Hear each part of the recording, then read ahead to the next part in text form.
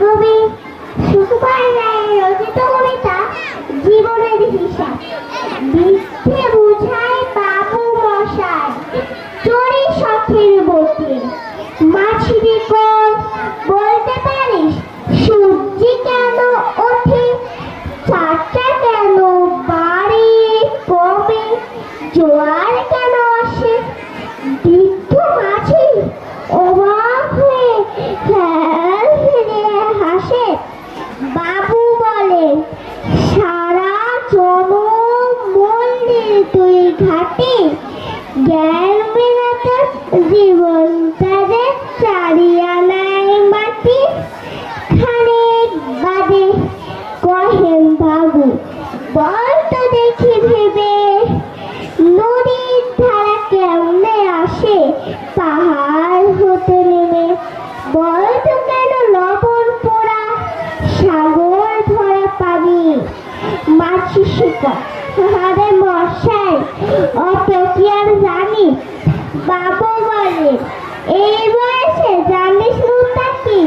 জীবনটা তো নেহাত ছিল অষ্ট আনার ফাঁকি। আবার ভেবে কহেন বাবু, বল তোরে বড় কেন এমন নীল দেখা যায় আকাশের ওই চোখ?